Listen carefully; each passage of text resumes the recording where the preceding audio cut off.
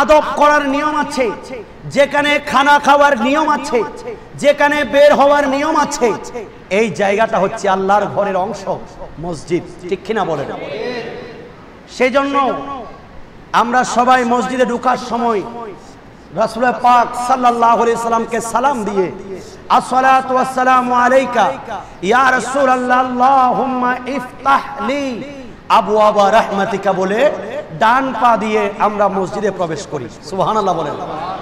মসজিদে মানুষ নামাজ পড়ুক, কেউ আছে নাই, এরপরেও মসজিদে আমাদেরকে সালাম দিতে হয়। রাসূল বলছেন এই সালামটা কেউ না থাকলেও ফেরেশতা আছেন, ফেরেশতারা সালাম নেবে। সুবহানাল্লাহ। এই মসজিদে ঢোকার সাথে সাথে দুখুলুল মসজিদ, আমাদেরকে নামাজ পড়তে হয় 2 রাকাত, নির্দিষ্ট নামাজ আছে। এরপরে সালাম ফেরানোর পর, নামাজ পড়ার পর আল্লাহর কাছে গুনাহ মাফ চাইতে হয়, আল্লাহর কাছে তওবা করতে হয়। এমনকি সবকিছু খাওয়ার কিছু খেতে হলে নামাইতু সুন্নাতাল ইতিকাফ বলে ইতিকাফের নিয়ত করে খাবার মুখে নিতে হয়। বের হওয়ার সময় আমরা বাম পা দিয়ে আবার রাসূল পাককে সালাম দিয়ে আমরা বের হই, আল্লাহুম্মা ইন্নী আসআলুকা মিন ফাদলি। তাহলে সেই জন্য বলতেছি আজকের মাহফিলটা একটু ভিন্ন। কিয়ামতের ময়দানে কোন জায়গা আপনার লক্ষ লক্ষ টাকা ক্রয় করেছেন, জায়গা ক্রয় করেছেন, সেই জায়গাগুলি কিয়ামতের ময়দানে আপনার আমার জন্য সার্টিফাই করতে পারবে না, সুপারিশ করতে পারবে না। তবে পৃথিবীর সমস্ত মসজিদকে আল্লাহ কিয়ামতের ময়দানে উত্তোলন করবেন। যেই যেই জায়গায় দাঁড়িয়ে নামাজ আদায় করেছেন সেই স্থানগুলি আমাদের আপনাদের পক্ষে সার্টিফাই করবে। সেজন্য উলামায়ে কেরাম বর্ণনা করেছেন, ফরজ নামাজ যদি ইমাম সাহেব পড়েন, সেই জায়গা থেকে যদি পিছনে আসার সুযোগ থাকে পিছনে আসে পড়বেন। কোন একজন আমরা কাতার বন্দী হয়ে জামাত পড়েছি, আমরা কাতারটা ভঙ্গ করে আরেক জায়গায় চলে যাব, যদি জায়গা সংকুলান থাকে। তবে খেয়াল করতে হবে পিছনে যাতে কেউ নামাজ না পড়ে। যদি নামাজ পড়ে আপনি নড়াচড়া করতে পারবেন না সোতারা ছাড়া। তাহলে এই মসজিদ, এই জায়গার মধ্যে যেই মসজিদের বসে বসে রাসূলুল্লাহ দ্বীনের তালিম দিয়েছেন, সেই মসজিদে বসে সেই রাসূল পাকের আওলাদের জিকির করছি। আমরা দামি নাকি নিদামি? কথা বলেন, সবাই বলেন দামি নাকি নিদামি? আল্লাহ আমাদেরকে দামি হিসাবে কবুল করুক। আল্লাহর নবী রাহমাতুল লিল আলামিনের সেই আওলাদ, রাসূলুল্লাহর আওলাদ আমাদের জন্য রেখে দিলেন। উম্মত শুনে রাখো, তারাকতু ফীকুম আমরাইন লাউ তাদিল্লু মা তামাসসাকতুম। আমি তোমাদের কাছে 2টো জিনিস রেখে যাচ্ছি। এই 2টো জিনিস তোমরা যদি মজবুত ভাবে আঁকড়ে ধারণ করতে পারো, আমি নবী কথা দিচ্ছি তোমরা কখনো পথভ্রষ্ট হবে না। সুবহানাল্লাহ বলেন। 1 নাম্বার কিতাবুল্লাহ, আল্লাহর 30 পারা কোরআন। এই 30 পারা কোরআনের মধ্যে আমাদের জন্য হেদায়েত, আমাদের জন্য জীবন পরিচালনার নির্দেশনা আছে, আমাদের গাইডলাইন, আমাদের জন্য কনস্টিটিউশন, সংবিধান। এই 30 পারা কোরআন আল্লাহর নবী বলেন আরেকটি জিনিস দিয়ে যাচ্ছে, যেটা হচ্ছে প্র্যাকটিক্যাল কোরআন। আমি নবীর আহলে বাইত। আরেকটু বড় করে বলেন, কয়টা জিনিস? 2টো জিনিস। এই 2টো জিনিস দেওয়ার জন্য সেই রাসূল পাকের আওলাদ আল্লাহর নবী মদিনায়ে মুনাওয়ারায় রেখে গেলেন। সেই আওলাদগুলি পৃথিবীর আনাচে কানাচে আপন দায়িত্ব নিয়ে নানা জানের দ্বীনকে প্রচার প্রসার করার জন্য নিজেদের জীবন তোয়াক্কা না করে শ্রীকোটের পাহাড় থেকে বাংলার জমিন এসেছেন আমাদেরকে আল্লাহ আল্লাহ রাসূলের পথ দেখানোর জন্য। আল্লাহু আকবার বলেন। আল্লাহর নবী বলেন, উম্মত শুনে রাখো, এই আমার আওলাদ যাদেরকে রেখে যাচ্ছি, এদের পথ মত যদি অনুসরণ করতে থাকো, এদের দামানে তুমি যদি মজবুত ভাবে থাকতে পারো, তাহলে শুনে রাখো আমি নবী কথা দিচ্ছি তুমি কখনো গোমরা হবে না। সুবহানাল্লাহ। এই জন্য আজকে আমরা এই ধরনের মাহফিলগুলি করছি। এই জন্য আওলাদ রাসূলের আমরা স্মরণ করছি, কারণ রাসূলের পাকের আওলাদের স্মরণ মাইনি রাসূল বলছেন এটা আমি নবীর স্মরণ, আর আমার স্মরণ মাইনি স্বয়ং রাব্বুল আলামিনের স্মরণ। সুবহানাল্লাহ। বিদায় হজের বাসনে নবীর ঘোষণা, নবীর ঘোষণা, দুটো জিনিস ধরলে গোমেরা হবে না, গোমেরা হবে না, ঠিক কিনা বলেন? একটি কোরআন অপরটি আলে নবী, আওলাদে নবী, হুজুর কেবলা তৈয়ব শাহ আলে নবী, সালাতুনিয়া।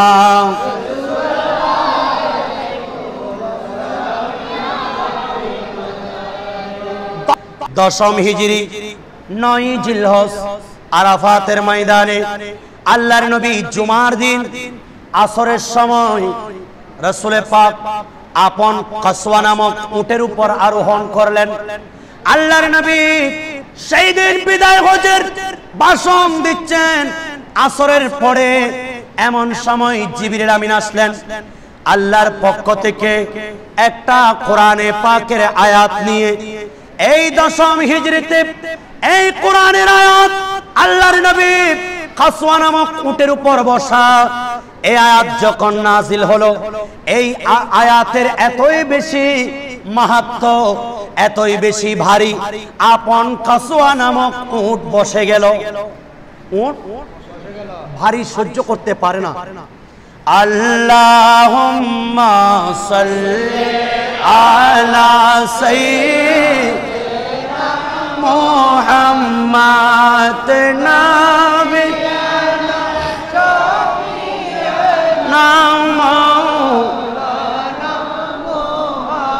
দিন তাকিতে কর মুমিন পরকাল ভাবনা, আসছে একা যাব একা সঙ্গে কেহ যাবে না। আল্লাহ সাল্লি আলা মাত নবিয়না।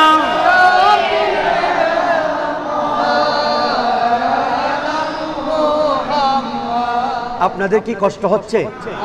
আল্লাহর নবীর কাছে যখন আয়াতে কারিমা আল্লাহর নবীর কাছে জিবরিল আমিন নিয়ে আসছেন, আল্লাহর নবীর দরবারে আরজ করলেন, ইয়া রাসূলুল্লাহ, ইয়া হাবিবাল্লাহ, এই আয়াতে কারিমা বিসমিল্লাহির রহমানির রহিম, আল-ইয়াওমা আকমালতু লাকুম দীনাকুম ওয়া আতমামতু আলাইকুম নি'মাতি ওয়া রাদিতু লাকুমুল ইসলাম দীনা। সুবহানাল্লাহ।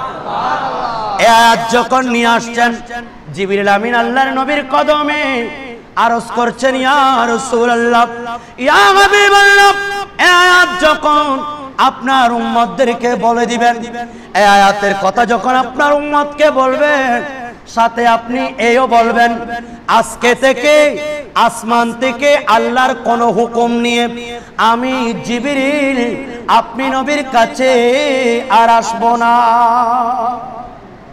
সুবহানাল্লাহ বলেন। অর্থাৎ যেমনি ভাবে আমি আসমানি হুকুম নিয়ে এসেছি, নামাজের বিধান নিয়ে এসেছি, রোজার বিধান, যাকাতের বিধান, হজের বিধান এবং মা বাবার সেবা, এই সকল ভালো কাজগুলির সবকিছুর পুঙ্খানুপুঙ্খানু আল্লাহর পক্ষ থেকে বিধান নিয়ে এসেছি।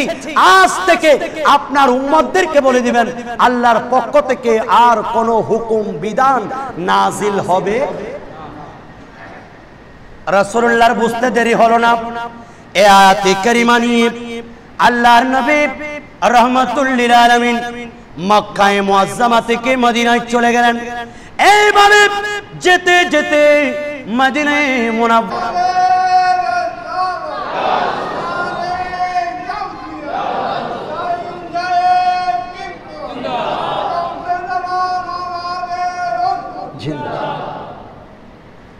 क्या तुमको बताओ कितने मकबूल नजर हो ख्वाजा, सच पूछो तो मेरे दिल में मेरे जान जिगर है ख्वाजा, मेरे जान जिगर है ख्वाजा।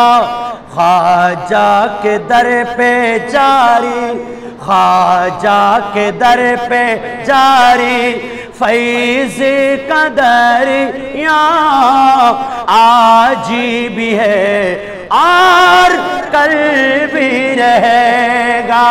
नामे मुबारक लब पर, नामे मुबारक लब पर ख्वाजा पे आका, ख्वाजा पे आका आज भी है और कल भी रहेगा। सलातुनिया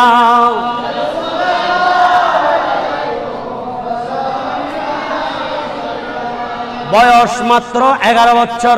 আমাদের সন্তানরা অনেকেই ভালোভাবে লেখাপড়া করতে পারে না, ভালো করে অক্ষর জ্ঞান বুঝতে পারে না। এই 11 বছর বয়সে 1927 সনে এই গৌসে জামান তৈয়ব শাহ যার উরুস মুবারক করছেন। তৈয়ব का मकाम बहुत ऊंचा है, तैयब मदर जात वली है। तैयब तुम्हारे लिए एक नौजवान पीर जरूर है जो सुन्नते पैबंद है, वो है तैयब शाह। তোমাদের জন্য একজন নওজওয়ান আল্লাহর নবীর সুন্নাত আদায় করি পীরের প্রয়োজন, এমন একজন পীর হচ্ছে তোমাদের জন্য গৌসে জামান তৈয়ব শাহ। তৈয়ব শাহর মকাম অনেক উঁচা, আর তৈয়ব শাহ মায়ের গর্ভ থেকে ওলি হয়ে এসেছেন। আল্লাহু আকবার। আপন পিতা খাজা চৌরবির মুরিদে বাসবা শাইনশে স্ত্রী কোটে এই কথা বলছেন। বয়স 11 বছর বয়সে গৌসে জামান তৈয়ব শাহ রহমতুল্লাহ আলাইহি এই 30 পারা কোরআন একেবারে হিফজ করে কারি বিভাগের একজন শ্রেষ্ঠ হাফেজ কারি হয়ে গেলেন। 1927 থেকে 47 সাল পর্যন্ত টোটাল 27 বছর। এই 27 বছরের মধ্যে ইলমে দ্বীন, ইলমে কোরআন, ইলমে হাদিস, ইলমে ফিকহ, ইলমে তাফসীর যাবতীয় ইলম শিখে একজন শ্রেষ্ঠ মুহাদ্দিস, শ্রেষ্ঠ ফকি, শ্রেষ্ঠ মুফাসসির, শ্রেষ্ঠ আলেম, শ্রেষ্ঠ হাফেজ, শ্রেষ্ঠ ফকি, শ্রেষ্ঠ কারি, শ্রেষ্ঠ আশিক রাসূল, শ্রেষ্ঠ আওলাদে রাসূলের দস্তারে বন্দি ফজিলত গ্রহণ করেছেন। এমন পীরের দামানে আমরা আপনারা আছি। খুশি না বেজার? আরেকটু কথা বলেন, খুশি না বেজার? কামেল পীরের চরণে ধরো, নিজের মন শক্ত করো, ঠিক কিনা বলেন? কামেল পীরের চরণে ধরো, নিজের মন শক্ত করো, নইলে তোমার জীবনে বৃথা, নইলে তোমার জীবনে বৃথা। করো না তাই আর দেরি, সৈয়দে বলেন সৈয়দে এ সৈয়দে মুর্শিদ তৈয়ব কাদরে, তাহার তরে দিতে পারি, তাহার তরে পারি মুদের জান কুরবানি। সৈয়দে সালাতুনিয়া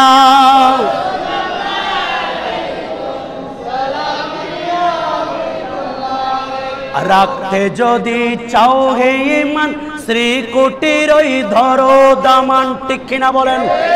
রাখতে যদি চাও হে ইমান, শ্রীকুটির ওই ধরো দামান। ইমান থাকলে সবই আছে, ইমান থাকলে আছে ভয় কি মোদের চিন্তা কি। সৈয়দে দে সৈয়দে সালাতুনিয়া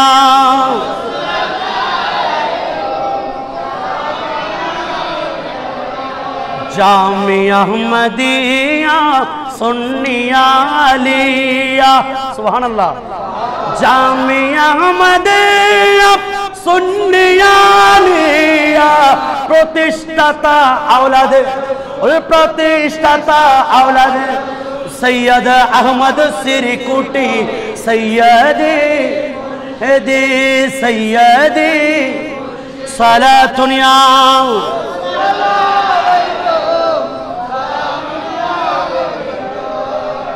ইমাম মালিক রাহমাতুল্লাহ আলাইহি মুয়াত্তা ইমাম মালিকের মধ্যে নোট করছেন, আল্লাহর কোরআন বলছে ওয়াত্তাবি সাবিলা মান আনাবা ইলাইয়া, যে আমার দিকে রুজু হয়ে গেছে, যে আমার দিকে এসেছে, তোমরা তার পথ অবলম্বন করো।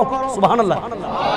ইয়া আইয়ুহাল্লাযীনা আমানু তাকুল্লাহা ওয়াবতাগু ইলাইহিল ওয়াসিলা, এই ইমানদাররা আল্লাহকে ভয় করো, আমি পর্যন্ত আসার জন্য একটা ওসিলা তালাশ করো।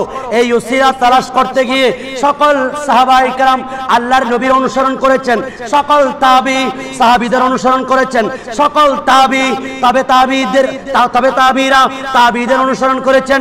এইভাবে তবে তাবি আইম্মায়ে মুজতাহিদিন মুতাকাদ্দিমিন খুলাফায়ে রাশিদিন গাউসে পাক খাজা বাবা, এইভাবে এক এক করে আওলাদ রাসূল রাসূল পাকের খানদান এবং আল্লাহর ওলিরা এক একজনকে এক একজন ফলো করেছেন।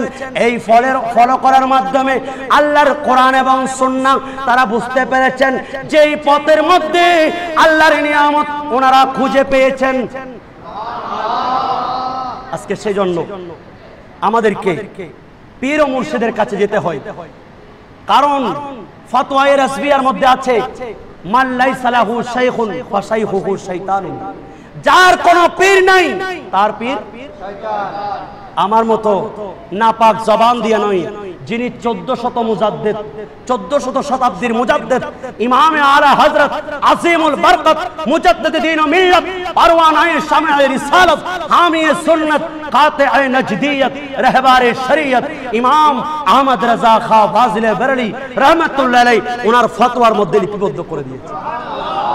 সুতরাং যার পীর নাই তার পীর শয়তান। এই পীরের বেশি প্রয়োজন হচ্ছে একজন মানুষ যখন সাকরাতের বিছানায় শায়িত হয়ে যায়। সুবহানাল্লাহ বলেন, আর একটু বড় করে বলেন। কষ্ট হচ্ছে আপনাদের?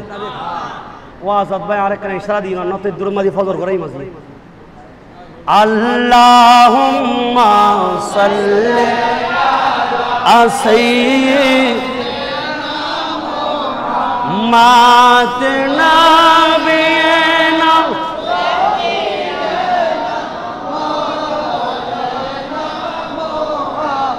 দয়ার নবী মায়ার নবী প্যারা নবী মদিনায় সোনার চেয়ে তামিরে বাই মদিনার ধুলি কোনায় আল্লাহুম্মা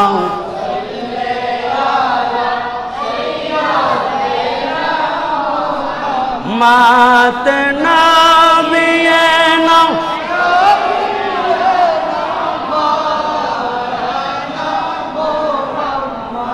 সুবহানাল্লাহ বলেন। রাসূলুল্লাহ সাল্লাল্লাহু আলাইহি সাল্লামের আওলাদ আমাদেরকে শিক্ষা দিচ্ছেন নামাজে কিভাবে আল্লাহকে দেখতে হয়।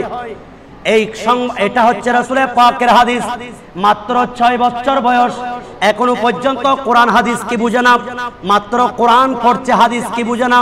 কিন্তু রাসূলুল্লাহর হাদিস এটা আছে। আল্লাহর নবীর দরবারে একদিন জিবরিল আমিন জিজ্ঞেস করলেন, ইয়া রাসূলুল্লাহ আখবিরনি আনিল ইহসান, আপনি আমাকে একটু ইহসান শিক্ষা দেন। ইহসান কি একটু আমাদেরকে শিক্ষা দেন। তখন জিবরিল আমিনের সামনে আল্লাহর নবী বলছেন, এই ইহসান হচ্ছে আনতা বুদাল্লাহ কাআন্নাকা তারাহু ফাইল্লাম তাকুন তারাহু ফাইন্নাহু ইয়ারাকা, তুমি এমন ভাবে আল্লাহর ইবাদত করো যেমনি ভাবে তুমি আল্লাহকে দেখছো। আর একটু বড় করে বলেন, যদি আবার তুমি আল্লাহকে না দেখো তারপরেও মনে রাখবা আল্লাহ তোমাকে দেখছেন। সুবহানাল্লাহ বলেন। সেই জন্য আওলাদ রাসূল 6 বছর বয়সে আল্লাহ চিনেছেন। সেই রাসূলের পাকের আওলাদের হাতে আমাদের হাত আছে। সুবহানাল্লাহ বলেন। আমরা আপনারা বড় খুশনসিব।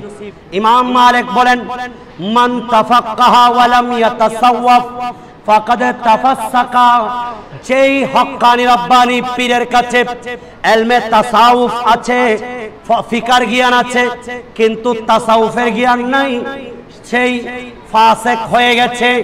অর্থাৎ যার কাছে ইলমে শরীয়ত ফিকার জ্ঞান আছে, কোরআন হাদিসের ইলম আছে, কিন্তু তরিকতের ইলম নাই, ওই সকল পীর, ওই সকল পীরগুলি এরা সবাই ফাসিক হয়ে গেছে।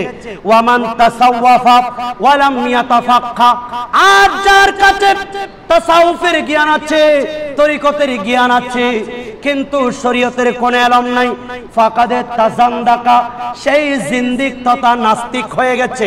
নাউজুবিল্লাহ বলেন। ইমাম মালিক বলছেন, কেন বলেছেন জিজ্ঞেস করেন, মুয়াত্তা ইমাম মালিকের মধ্যে আছে। হুজুর আপনি এটা কেন বলেছেন? যে ইমাম মালিক কখনো আল্লাহর নবীর মদিনা শরীফের মধ্যে জুতা নিয়ে হাঁটেন নাই। যার পুরো জীবন উনি জুতা ছাড়া মদিনার মধ্যে অবস্থান করেছেন, কারণ রাসূলুল্লাহ এই মাটির মধ্যে হেঁটেছেন। রাসূলুল্লাহর নূরানি পা মুবারকের ধুলি মুবারক এই মাটির মধ্যে মিক্স আছে। সেজন্য আমি ইমাম মালিক, আমি জীবনে কখনো জুতা পরব না। ভালো যতই বাসতে হয় নবীকে বা ভালো যতই নবী তারানে বালা নবী লা নবী তারা পানের চেয়ে প্রিয় তাই নবীকে জানো। ভালো যতই বাসতে হয় কে বাসুন, ভালো যতই কিয়ামতের ময়দানে যেদিন কায়েম হবে, ইয়া নফসি নফসি বলে কাঁদিব সবে, ঠিক কিনা? আল কিয়ামতের ময়দানে যেদিন কায়েম হবে, ইয়া নফসি নফসি বলে কাঁদিব সবে। ওরে আল্লাহর দরবারে নবী সিজদাই পড়বে, ঠিক কিনা? ইয়া রাসূলুল্লাহ বলে তাই তাকে ডাকুন, ভালো যতই হয় নবীকে বা উনি বলেন ভালো যতই। এত রাসূলকে এত বেশি ভালোবাসেন ইমাম মালিক, উনি বলেছেন যার কাছে শরীয়তের ইলম আছে কিন্তু তরিকতের ইলম নাই, ওই পীর উনি ফাসিক হয়ে যাবে। আর যার কাছে তাসাউফ তথা তরিকতের জ্ঞান আছে কিন্তু শরীয়তের জ্ঞান নাই, উনি বলছেন উনি জিন্দিক তথা নাস্তিক হয়ে যাবে। ওয়ামান জামা বাইনাহুমা, যার কাছে উভয়টা থাকবে, শরীয়তের ইলম থাকবে, তরিকতের ইলম থাকবে, ফাকাদে তাহাক্কাকা, উনি হলেন প্রকৃত পীর। আর একটু বড় করে বলেন বাবা, এটা কি কথা আমার? ইমাম মালিক রহমতুল্লাহ আলাইহি উনি বলছেন। সেই জন্য পীর ধরতে গেলেও আগে পীরের মধ্যে কি ক্যারেক্টার আছে, পীরের বৈশিষ্ট্য আগে দেখতে হবে। হুজুর আওলাদ রাসূল শাইন শাহ শ্রীকোটের লখতি জিগর গাউসে জামান তৈয়ব শাহ রহমাতুল্লাহ আলাইহি এই 47 সাল পর্যন্ত উনি ইলমে দ্বীন সম্পন্ন করে 1958 সনে আব্বাজান খাজা চৌরবি রহমতুল্লাহ আলাইহির মুরিদ শাইন শাহ শ্রীকোটের সাথে 1958 সালে সর্বপ্রথম বাংলার জমিনে আসলেন। বলওয়ার দিঘির খানকার মধ্যে খাতমে গিয়ারবি শরীফ, খাতমে গাউসিয়া শরীফ হচ্ছে। এমন সময় উনি বললেন, আমি যেহেতু বাংলার জমিনে বারবার আসা আমার পক্ষে সম্ভব হচ্ছে না, আমি বাংলাদেশ থেকে একজনকে আমার খেলাফতের দায়িত্ব দিতে চাই। শাইন শাহ শ্রীকোট বলার দেরি, কিন্তু সবাই নিশ্চুপ, হুজুর এত বড় দায়িত্ব আমরা কেউ নিতে পারবো না। হঠাৎ করে সবাই সমুচ্চরে উচ্চারণ করলেন, গাউসে জামান তৈয়ব শাহকে দায়িত্ব দিয়ে দেন। 1958 সনে সবাই সমুচ্চরে হুজুর কিবলায়ে আলম সবার সামনে বায়াত করালেন, খেলাফত দিলেন 1958 সালের থেকে। এরপরে যখন আপন দেশের মধ্যে গেলেন 1961 সালে, এভাবে হুজুর কিবলা আপন পাকিস্তানের মধ্যে আপন পিতা মুক্তাদি হয়ে গেলেন। সন্তানকে ইমামতির দায়িত্ব দিলেন। ঈদের দিন, আব্বা জান জলদি করো, তোমারা বহুত কাম সম্ভালনা হয়, তোমাকে অনেক কাজ সামালতে হবে, সঞ্জাম দিতে হবে, একটু তাড়াতাড়ি করো। ঈদগাহের ময়দানে গিয়ে গিয়ে 1961 সনে পাকিস্তানে হরিপুরের মধ্যে সেই শ্রীকোটের জমিনে আওলাদ রাসূলের ইমামতিতে ঈদের নামাজ আদায় করেছেন। 1961 সন থেকে 1970 সন পর্যন্ত প্রত্যেক বছর হুজুর কিবলা আলম প্রথমবার এসেছেন শাহিনশাহ শ্রীকোট, যেই বছর ইন্তেকাল করেছেন 1961 সনে গাউসে জামান তৈয়ব শাহ রহমাতুল্লাহ আব্বাজান শাহিনশাহ শ্রীকোট ইন্তেকাল করেছেন, ওনার চেহরামে যোগদান করেছেন। এরপর থেকে 1970 সাল পর্যন্ত বারবার বাংলার জমিনে এসে আমাদেরকে একমাত্র উদ্দেশ্য আল্লাহ রাসূলের দ্বীনকে উপহার দিয়েছেন। আর একটু বড় করে বলেন, রাসূলুল্লাহর আওলাদ এত কষ্ট করে আমাদেরকে 1970 সন পর্যন্ত আমাদেরকে বলেছেন वो काम करेंगे जिससे अल्लाह और रसूल राजी हो और वो काम नहीं करेंगे जिससे अल्लाह और रसूल नाराज हो। ওই কাজটা করব না যেই কাজে আল্লাহ আল্লাহ রাসূল নারাজ, ওই কাজটা করব যেখানে আল্লাহ আল্লাহ রাসূলের সন্তুষ্টি আছে। আর এই পন্থাটা আল্লাহ রাব্বুল আলামিন বলছেন, হে আমার আল্লাহর নবী রাহমাতুল লিল আলামিন রাসূল পাক সাল্লাল্লাহু আলাইহি ওয়াসাল্লামের উত্তম আদর্শ যাতে আমরা গ্রহণ করি। তখন আল্লাহ বলছেন, ওয়ামা আতাকুমুর রাসূলু ফাখুযুহু ওয়ামা নাহাকুম আনহু ফান্তাহু। রাসূল তোমাদেরকে যেগুলি দেয় এগুলি গ্রহণ করো, যেগুলি থেকে নিষেধ করে তোমরা এগুলা বিরত থাকো। সুবহানাল্লাহ বলো। রাসূলুল্লাহর আওলাদের সাথে রাসূলুল্লাহর কাজ মিলে যাচ্ছে। কারণ কেন মিলবে না? উনি মদিনা থেকে রাসূলুল্লাহর নানাজানের দ্বীনকে আমাদের ঘরে ঘরে পৌঁছিয়ে দেওয়ার জন্য এই আওলাদ রাসূলদেরকে দায়িত্ব দিয়েছেন। 1970 সন পর্যন্ত এভাবে আসতেছেন। এরপরে বাংলাদেশের স্বাধীনতা যুদ্ধ হলো 1971 সাল থেকে 1975 সাল পর্যন্ত বাংলার জমিনে আওলাদ রাসূল আসা যাওয়া বন্ধ।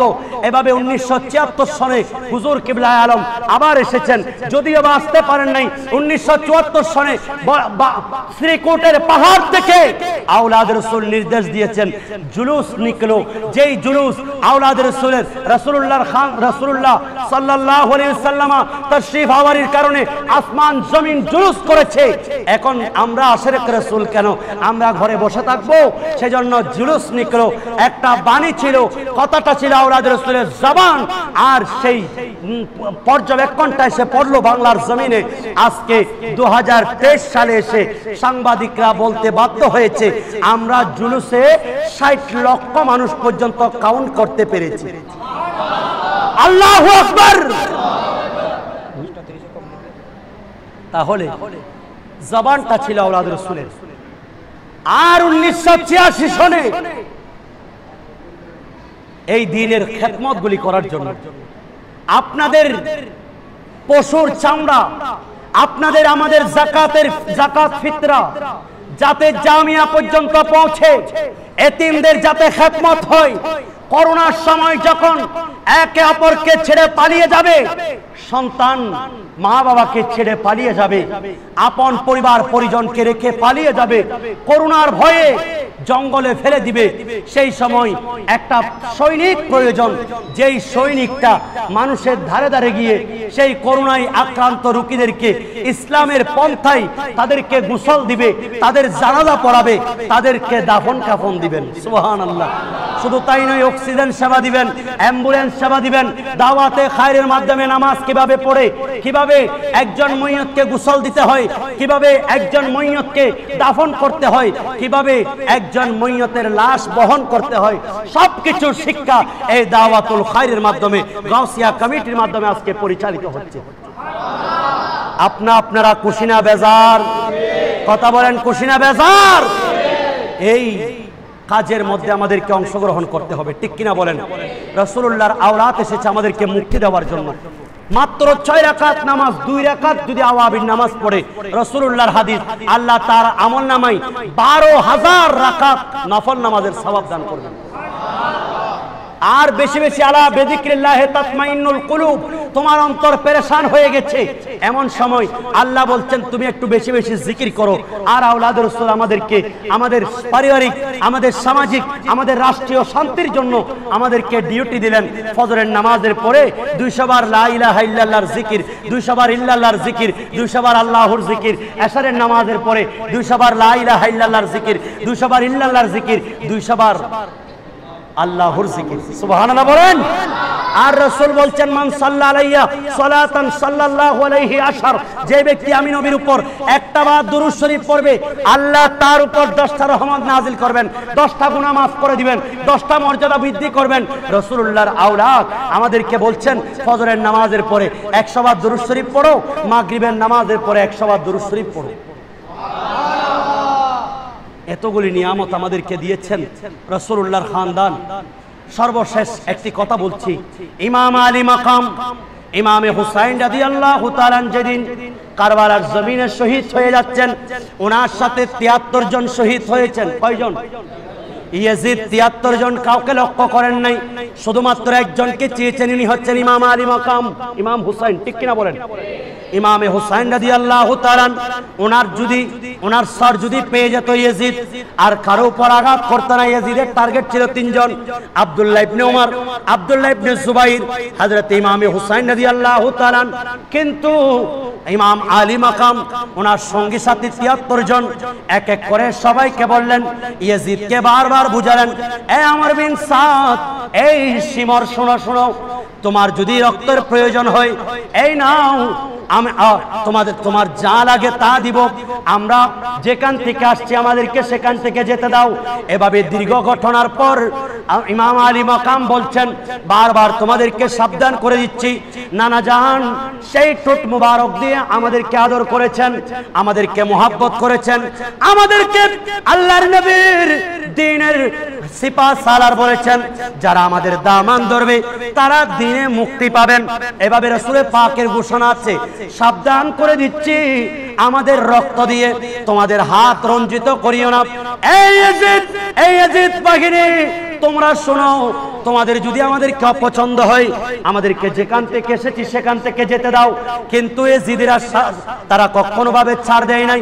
ইমামে আলী মাকাম ইমামে হুসাইন রাদিয়াল্লাহু তাআলা 10 তারিখ যখন কারবালার জমিনে একেবারে নির্ধারণ হয়ে গেল, যুদ্ধ ছাড়া আর কোনো উপায় নাই, মুহররমের 10 তারিখ ইমাম আলী মাকাম ইমামে হুসাইন রাদিয়াল্লাহু তাআলা উনি বললেন, এবার যাও, যেহেতু তাদেরকে কোনো কথাই ওয়াজ নসিহতে কাজ হচ্ছে না, এবার যাও, যেহেতু তাদের পক্ষ থেকে প্রথম যুদ্ধের আহ্বান হয়েছে, তারাই প্রথম যুদ্ধ শুরু করেছে, আমার পক্ষ থেকে যাও। এক এক করে যেতে যেতে যেতে যেতে কয়েকজন গেলেন, 10 জন গেলেন, তারা সবাই যুদ্ধ করছেন, ইয়াজিদিদেরকে কতল করছে, আর ইমাম আলী মাকামের এই বাহিনী তারা শহীদ হচ্ছেন। এইভাবে যেতে যেতে সেই দিন যদি ইমাম আলী মাকাম একজন যেতেন আর 73 জন আওলাদ রাসূল এবং অন্যান্য সঙ্গী সাথী কেউ না যেতেন, তাহলে এরা কেউ শহীদ হতো না, শুধুমাত্র ইমাম আলী মাকাম শহীদ হতেন। কিন্তু তারপরেও ইমাম হুসাইন রাদিয়াল্লাহু তাআলা কেন যান নাই?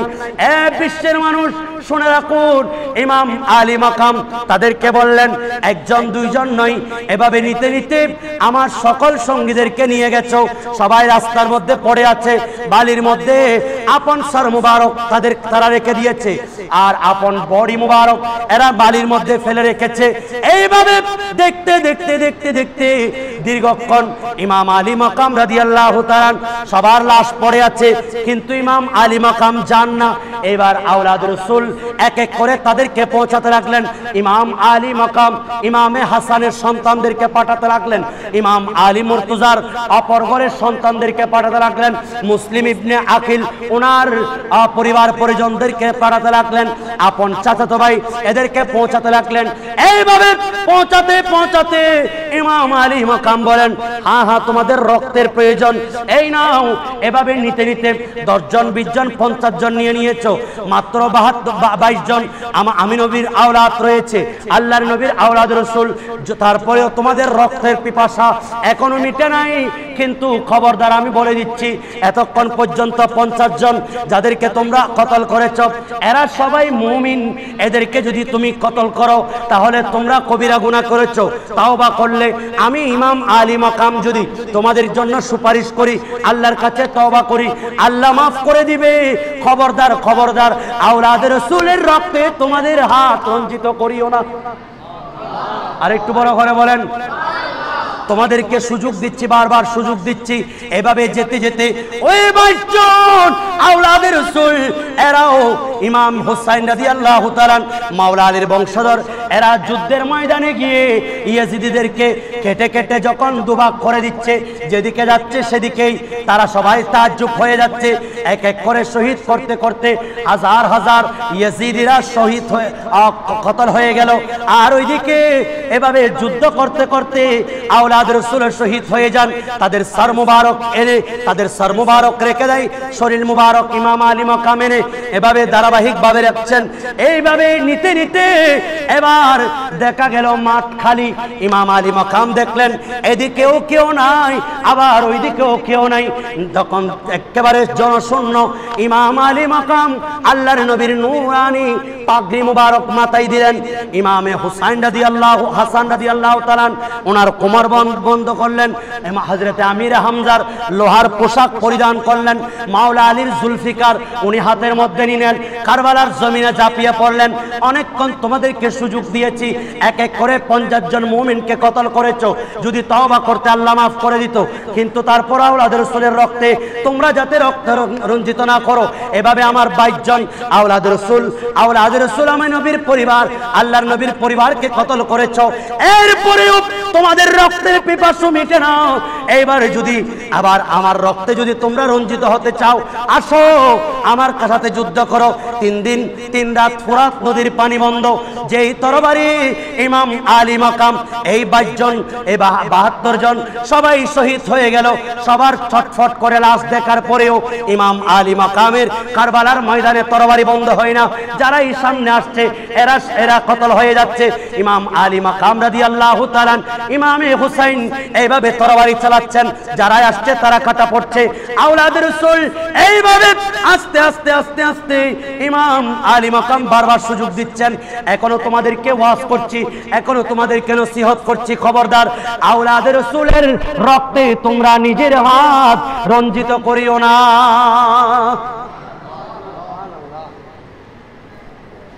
কেন এক এক করে 72 জনকে শহীদ করা হলো? এরপরেও এই সকল ইয়েজিদিরা আসছে, কিন্তু সবাই তাজ্জুব হয়ে গেল। কার রক্ত? ইনি কে?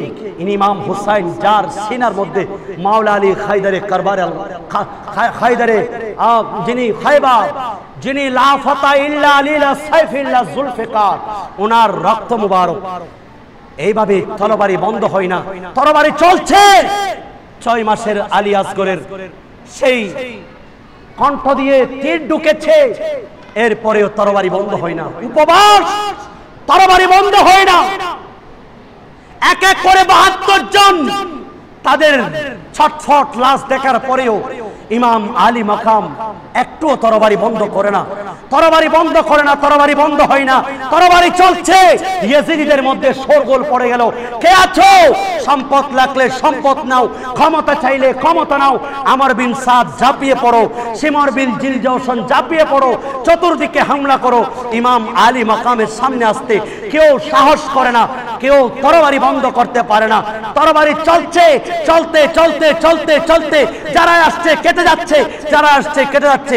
হঠাৎ করে দেখা গেল তরবারি বন্ধ। হঠাৎ করে তরবারি,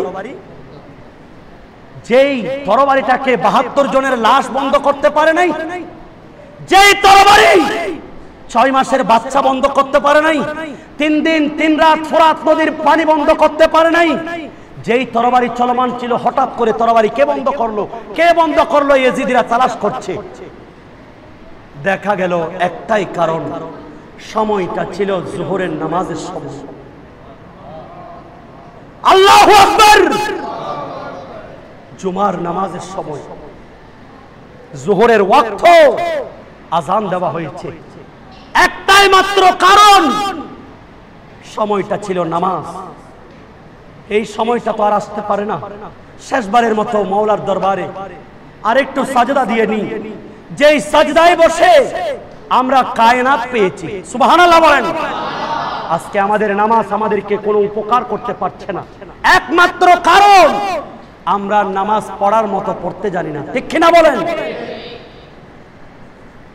সেই জন্য এই নামাজের ওয়াক্তটা ইমাম আলী মাকাম সাজদায় গেলেন। সাজদা একটা থেকে উঠার দেরি, এই সুযোগ আর কখনো পাবে না। এই মুহূর্তে সারা চেক করে দাও, না হলে 2 রাকাত নামাজ যদি উনি পড়তে পারেন, ওনার শরীরের মধ্যে আবার সেই হায়দারে খাইবারের ওনার শক্তি আবার চলে আসবে। সুবহানাল্লাহ। এই নামাজের প্রতি যথেষ্ট যত্নশীল হওয়ার জন্য আমি আমার ভাইদেরকে, আমার মুরব্বী বাবাদেরকে অনুরোধ করছি। আর সর্বশেষ একটি মাসালা বলছি, মইয়ত যখন ইন্তেকাল করে সাথে সাথে চোখ বন্ধ করবেন না। চোখ বন্ধ করবেন, রাসূল পাক বলছেন ইগমিদু মাউত ইজা হাদারতুম আলাল মাইয়িতি, অথবা ইজা হাদারতুম মাউতাকুম ফাগমিদু বাসারা। যখন মইয়তের সামনে উপস্থিত থাকবে সেই সময় তোমরা তাদের চোখকে বন্ধ করে দিবে। সুবহানাল্লাহ বলেন। মুমূর্ষ অবস্থায় আপনি নিশ্চিত হয়েছেন তার ইন্তেকাল হয়েছে, এমন সময় আপনি তার চোখকে বন্ধ করবেন। ইন্তেকাল নিশ্চিত হওয়ার পর বলার সময় দোয়া পড়বেন, আলহামদুলিল্লাহি কাসীরা, আলহামদুলিল্লাহি আলাল মুরসালিন আলহামদুলিল্লাহি রাব্বিল আলামিন, অথবা বিসমিল্লাহি ওয়া আলা মিল্লাতি রাসূলিল্লাহ, বিসমিল্লাহি ওয়া আলা সুন্নতি রাসূলিল্লাহ, বিসমিল্লাহি ওয়া আলা ইত্তিবাই রাসূলিল্লাহ। সুবহানাল্লাহ। এরপরে জানাজার জন্য, গোসলের জন্য, মইয়তের জন্য আপনারা কবর খনন করবেন। এই কবর খননকারী, গোসল দানকারী, জানাজায় অংশগ্রহণকারী আপন সামর্থ্যবান ব্যক্তি হলে তাদের জন্য 3 দিন সুখ পালন করার পর 4র্থ দিন একটা জিয়াফতের ব্যবস্থা করবেন, যাকে আমরা চাহারুম বলি, এটাকে বাংলায় বলা হয় কুলকানি। সুবহানাল্লাহ বলেন। এদের কাজের শুকরিয়া স্বরূপ আপনার বাবাকে এত কষ্ট করে তারা বিদায় দিয়েছে, এত সুন্দর করে দাফন কাফন করিয়েছেন, তাদের জন্য যদি পারেন কিছু খাবারের ব্যবস্থা করবেন। এটা হচ্ছে চাহারুম। রাসূলুল্লাহ সাল্লাল্লাহু আলাইহি সাল্লাম বলেছেন যে জাফর ইবনে আত-তাইয়ার রাদিয়াল্লাহু তাআলা উনি শহীদ হয়েছেন, ওনার পরিবারের মধ্যে 3 দিন তোমরা খাবার আনানিয়া করো। সুবহানাল্লাহ বলেন। সেই জন্য পরিবারের, আমাদের বাড়ির কোনো মানুষ যদি ইন্তেকাল করে তাহলে আমরা চেষ্টা করব, আমাদের আশেপাশে যারা আছি আমাদেরকে চেষ্টা করতে হবে তাদের পরিবারের মধ্যে খাবার পৌঁছানো। কারণ তারা বড় চিন্তিত, তারা বড় গম্ভীর, তারা বড় কষ্টে আছে। এই সময় তারা খাবার খাবে না, তাদের চুলায় আগুন জ্বলবে না, তাদের জন্য খাবার ব্যবস্থা করা এটা রাসূলুল্লাহর সুন্নাত। সুবহানাল্লাহ। 40 দিন, 10 দিন, 20 দিন, 7 দিন ষান্মাসিক এবং বার্ষিক এই দিনগুলিকে নির্ধারণ করে তাদের জন্য ইসালে সওয়াব মাহফিল করা, এটা কোরআন হাদিস অনুযায়ী এটা জায়েজ। আর 40 দিন আমরা কেন করি? কারণ 40 শব্দের মধ্যে অনেক পূর্ণতা আছে। আদম সফিউল্লাহকে 40 বছর পর্যন্ত আল্লাহ তৈরি করে রেখে দিয়েছেন, 40 বছরে এগুলা শুকিয়েছেন। ইউনূস আলাইহিস সালাম 40 দিন মাছের পেটে ছিলেন। মূসা কালিমুল্লাহ উনি 40 দিন ইতিকাফ নিয়ে উনি তাওরাত কিতাব আনতে গিয়েছেন। 40 বছরে প্রত্যেক নবীদের নবুয়ত প্রকাশ হয়েছিল। একজন মানুষ 40 বছরে যখন পরিপূর্ণ বয়স হয়, তাদের আকল পরিপূর্ণ হয়। 40 দিন আমরা মায়ের গর্ভের মধ্যে বীর্য ছিলাম, আবার 40 দিন পর মাংসের টুকরো হলাম, আবার 40 দিন পর আমাদের রূহ প্রবেশ করেছে। এমনকি রাসূলুল্লাহ বলছেন 40 দিন পর একজন মেয়ে যেমনি ভাবে ফতোয়ায়ে সালাসিনের মধ্যে আল্লামা আব্দুল জলিল রাহমাতুল্লাহ আলাইহি উনি এই ফতোয়া লিখেছেন, যেমনি ভাবে একজন মেয়েকে তার পিতা বিদায় দেওয়ার সময়, শ্বশুরালয়ে পৌঁছানোর সময়, শ্বশুর বাড়িতে পৌঁছানোর সময় যেইভাবে যেই পদ্ধতিতে উপহার দেয়, তোহফা দেয়, ঠিক তেমনি ভাবে একজন মইয়তের রূহ 40 দিন পর্যন্ত তার পরিবারের মধ্যে আসা যাওয়া করে। প্রত্যেকটা বৃহস্পতিবার জুমার রাত সেই মইয়তের রূহ আসে। এই সময় তাদের জন্য ইসালে সওয়াব করে, তাদের জন্য 40 করে, তাদের জন্য চাহারুম করে, তাদের জন্য ফাতিহা করে, তাদের জন্য ভালো ভালো কাজ করে। এতিম মিসকিন ফান্ডে তাদেরকে, এতিমদেরকে কাপড় দিয়ে তাদেরকে খাবারের ব্যবস্থা করে। তোমরা মা বাবার ইসালে সওয়াব করো। আল্লাহ আমাদেরকে বুঝার তৌফিক দিন। আর একটু বড় করে বলেন ইয়া নবী